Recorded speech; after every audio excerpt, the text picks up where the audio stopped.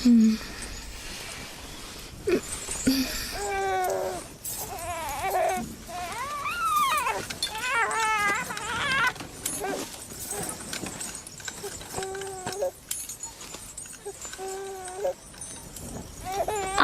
আমার ক্ষুধা লেগেছে। আমাদের খাবার দেবেন না আম্মাজান? কি হলো, খাবার দাও। একটু ধৈর্য ধরো, এমন কিছুই হয়নি।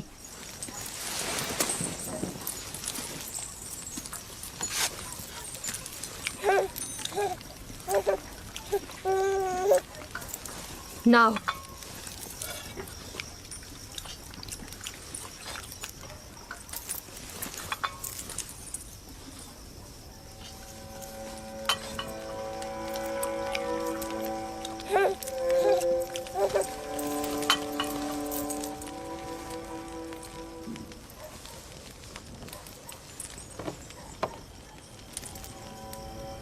কি হয়েছে তোমাদের? খাচ্ছ না কেন? আমার বেলায় এত অল্প আর ইউসুফকে এত বেশি। কথা কম বলো, চুপ করে খাও। আহা থামুলিয়া, এগুলো কি করছো? নিজের উপর নিয়ন্ত্রণ আনো। বেনিয়ামিনকে আমি দেখাশোনা করছি, তুমি বাচ্চাদের খাবার দাও। এতগুলো বাচ্চার দেখাশোনা করা আসলেই মুশকিল। লিয়া, আমি জানি তোমার হক রয়েছে। তোমার 7 ছেলে 1 মেয়ে, সাথে আবার রাহেলের ছেলেও যোগ হয়েছে। আমার চাওয়াটা আবারও মনে করিয়ে দিচ্ছি। সব সময় আশা ছিল আমার একটি সন্তান থাকবে, কিন্তু সে আশা কখনো পূরণ হলো না। আমার বয়সের আর অল্প সময় বাকি আছে। আমার ইচ্ছাটা পূরণ করো। রাহেলের এই ছেলেটাকে আমার কাছে দাও। নিশ্চিত থাকো যে আমি একে চোখের মনি করে রাখবো। দেখছই তো লিয়া কতটা কষ্ট করছে। তোমরা কিছুটা হলেও ইউসুফ আর তার ভাইয়ের কথা চিন্তা করো। আমি তার দূরে থাকাটা কিভাবে মেনে নেব? আমি ওকে দূরে কোথাও নিয়ে যাব না। তোমাকে কথা দিচ্ছি, ওকে তোমার সাথে প্রতিদিন দেখা করাবো। যদি কোনো রকম প্রতারণা করি, মিথ্যা বলি, আমাকে তোমরা ক্ষমা করো না। জীবনের শেষ বিন্দু দিয়ে, ভালোবাসা দিয়ে ওকে আগলে রাখবো, মানুষের মতো মানুষ করব। বিশ্বাস করো, রাহেলের আত্মা যেমন শান্তি পাবে আর তোমরাও স্বস্তিতে থাকবে। কিন্তু ফায়েক, আমার সাথে আমার বোনের প্রতিজ্ঞার কি হবে? আমি আমার বোনকে কথা দিয়েছিলাম ইউসুফকে তার মায়ের অভাব কখনোই বুঝতে দিব না। ফায়েকে তোমার সেই অঙ্গীকার বাস্তবায়ন করবে। নিঃসন্দেহে সে ইউসুফকে অনেক বেশি ভালোবাসবে। দেখুন, আমার সন্তানদের প্রতি খেয়াল রাখতে গিয়ে ইউসুফের প্রতি কখনোই অবজ্ঞা হবে না। ব্যাপারটা ঠিক বিপরীত। আমার ধারণা তুমি অন্যান্য সন্তানদের প্রতি গাফেল হচ্ছ, ইউসুফকে বেশি ভালোবাসছ। ইউসুফ পুত্র আমার, এদিকে এসো।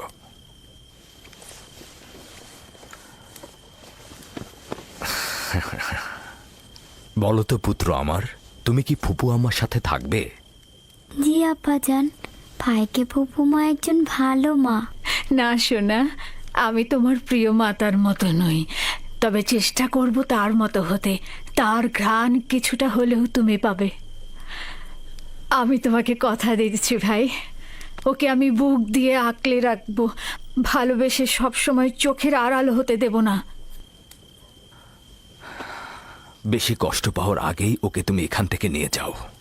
তার মানে কি আমরা আর ইউসুফকে দেখতে পাবো না? কে বলেছে? তোমরা প্রতিদিনই ওর সাথে খেলা করতে পারবে। তাহলে তো আমরা ইউসুফের সাথে খেলা করতে পারবোই, তাই না? অবশ্যই পারবে।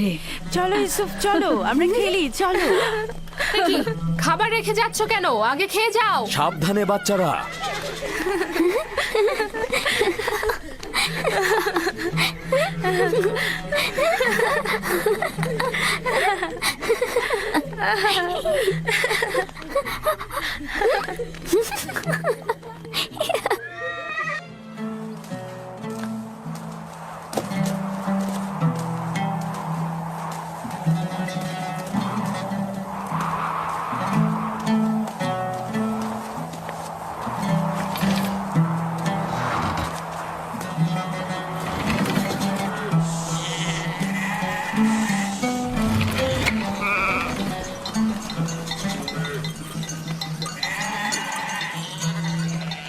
এখন থেকে ভেড়াগুলোর দায়িত্ব সম্পূর্ণ তোমাদের। আমি আর তোমাদের সঙ্গে যাব না, এখানকার লোকজনের খোঁজ খবর নেব। ক্যানানে আসার কারণও আমার সেটাই ছিল। তোমরা কিন্তু সতর্ক থাকবে যাতে ভেড়াগুলো কোনো বিপদে না পড়ে। কোনো চিন্তা করবেন না আব্বাজান, আমরা তো আর বাচ্চা নই। হ্যাঁ ঠিক তাই, এখন তোমরা যাও, খোদা হাফেজ। সালাম ফুপু ভাইকে। সালাম। সালাম ফুপুজান। সালাম। আল্লাহ তোমার উপর শান্তি বর্ষিত করো। দেখো দেখো, ইউসুফ এসেছে। সালাম ফুপু। সালাম ফুপু। সালাম। ওকে দেখে রেখো। ঠিক আছে। এসো ইউসুফ এসো।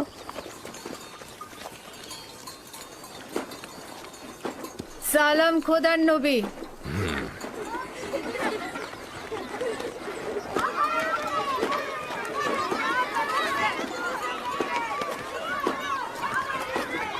কে বলেছে মাতাহীন বেদনাময়? মাতাহীন আরো সৌভাগ্যজনক। যদি মা ছাড়াই ভালো হয় তাহলে তুমি কেন মরছো না? তাহলে তো তোমার মৃত্যুর পরও তোমার সন্তানের প্রতি বেশি মনোযোগ দেওয়া হবে। আসলে মানে বেলের কোনো খারাপ উদ্দেশ্য নেই। আমি বলতে চাচ্ছিলাম, আপনি ইউসুফকে কত ভালোবাসেন। আপনি ওর জন্য মায়ের মতোই। ব্যাখ্যা করার দরকার নেই, তোমাদের কথার অর্থ খুব ভালোভাবে বুঝেছি। তোমাদের কি হয়েছে? তোমরা মা ছাড়া বালকের প্রতি ভালোবাসা সহ্য করতে পারছো না? তোমরা ইবাদত করবে কি করে?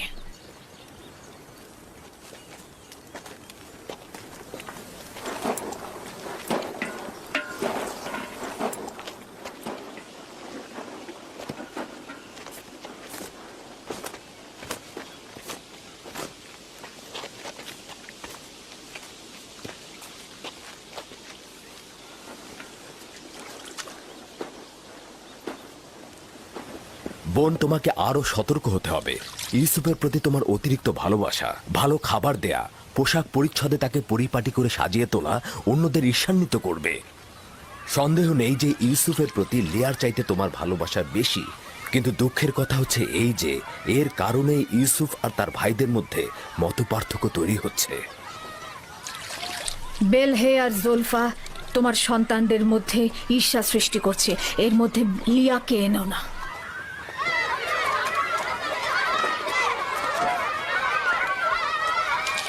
খোদা তাআলা ইউসুফকে সকল প্রকার ঈর্ষা আর কুনজর থেকে রক্ষা করুন।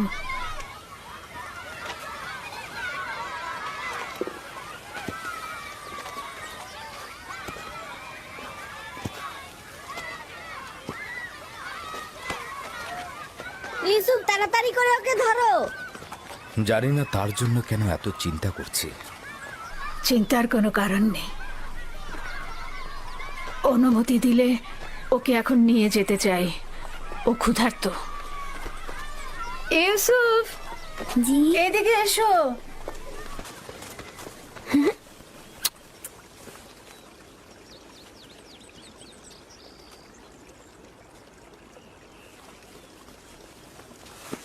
চলো যাই। খোদা হাফেজ। আল্লাহ রক্ষা করুক।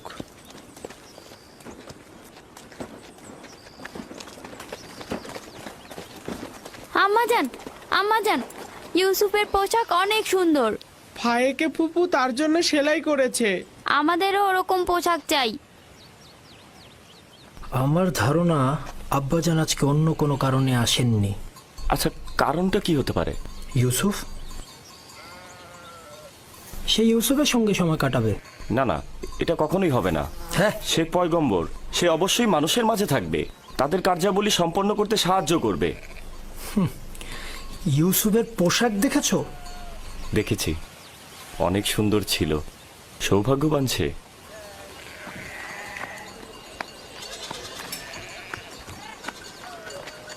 লাবি, ইয়াহুদা, চলে এসো। আসছি।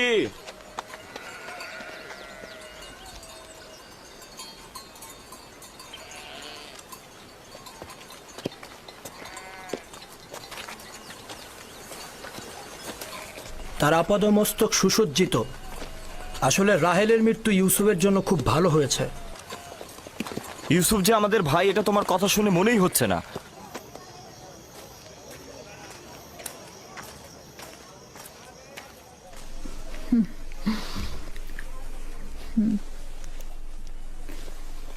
এটা পরে নাও।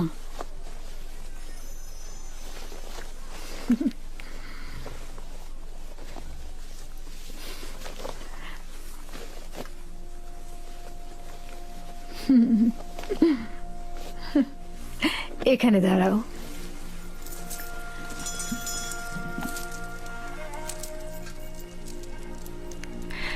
দেখো কি এনেছি। এই কোমর বন্ধনীটি তোমার দাদা জান ইসাক নবীর।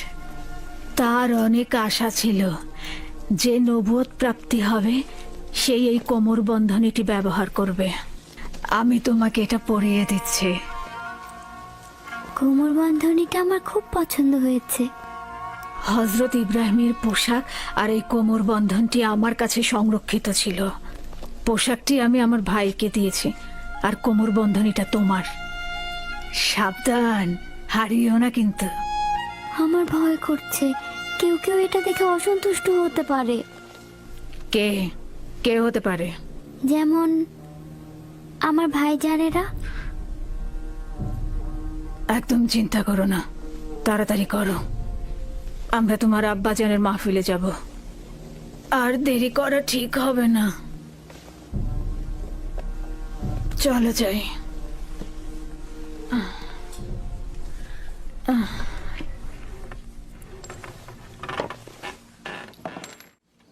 তোমাদের একটা কথা বলি, পরশ্রী কাতরতা যার দরুন নিয়ামত ও আর্থিক উন্নয়ন ক্ষতিগ্রস্ত হয়, এতে করে ধ্বংস নেমে আসে। পরশ্রী কাতরতা হচ্ছে অন্যের থাকাটাকে সহ্য না করা।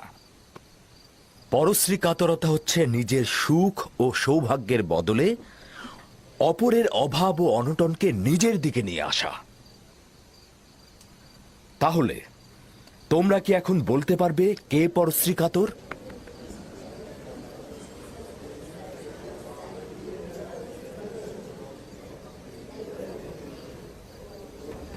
ইউসুফ যে কোমর বন্ধনীটা পড়েছে ওটা ইসাক নবী থেকে প্রাপ্ত। ফাইকে এটা কেন ইউসুফকে দিয়েছে? এটা তো পরবর্তী পয়গম্বরের পাওয়ার কথা। ঈর্ষাকারীর অন্তর চায় না যে কেউ কিছু অধিকার করুক। সাবাস পুত্র আমার। ঈর্ষাকারী ঠিক তেমন, তুমি যেমনটি বলেছ, সে সব সময় অন্যের থাকাটায় জ্বলে পুড়ে মরে, রাগান্বিত হয়। দেখেছো কিছু কি বুঝতে পারছো? তাই দেখেছো এমনকি এমনকি কিভাবে বাস্তবের ক্ষয় ক্ষেত্রেও, ফুটছে। দুনিয়ার আর্থিক সম্পদের ক্ষেত্র ঠিক এমনটি। ঈর্ষা ত্যাগ করার পথ কি? কে এই প্রশ্নের উত্তর দিতে পারবে? এবার ইউসুফ উত্তর দিয়ে দেখাক দেখি। হ্যাঁ, ইউসুফ তো অনেক ছোট, তার স্মরণে সবকিছু নাও থাকতে পারে। আব্বাজান, হিংসুক কি জানে যে এই দুনিয়া একদিন শেষ হয়ে যাবে? সাবাস পুত্র আমার, সাবাস। উত্তরটা ঠিক এটাই তুমি যেটা বলেছ। হিংসুকের অবশ্যই এটা জানা উচিত, দুনিয়া এবং দুনিয়াতে কেউ চিরস্থায়ী নয়। হিংসুক দুনিয়ার কল্যাণ যেমন দেখে না, তেমনি আখেরাতের পুরস্কারও পায় না। হিংসাকারী তার পরশ্রী কাতরতায় কখনোই লাভবান হয় না এবং সে কখনোই কারো বন্ধুত্ব অর্জন করতে পারে না। পরশ্রী কাতর ও হিংসাকারীর স্থান কোথাও নেই। এই উপলব্ধিটা তাদের থাকলে কখনোই তাদের সংকীর্ণ দৃষ্টিভঙ্গি দিয়ে নিজেকে এবং দুনিয়াকে জাহান্নামের দিকে ঠেলে দিত না। মাতৃহীন একটা ছোট বাচ্চাকে মহব্বত করবে, এটা তো স্বাভাবিক। জননী থাকা অবস্থায় সন্তানকে মহব্বত করবে না, এটাও কি স্বাভাবিক? তাই তো মনে হচ্ছে। তার মানে এই দাঁড়াচ্ছে যে যাদের মা বেঁচে আছে তাদের মহব্বতের দরকার নেই। তাকে তো সব সময় নতুন জামা কাপড় পরিয়ে রাজপুত্রের মতো করে রাখা হয়। আম্মাজানের পক্ষ থেকেও তাকে জানুর উপর বসিয়ে খাবার দেওয়া হয়। দেখোনি তুমি? তুমি ঠিকই বলেছো ইয়াহুদা।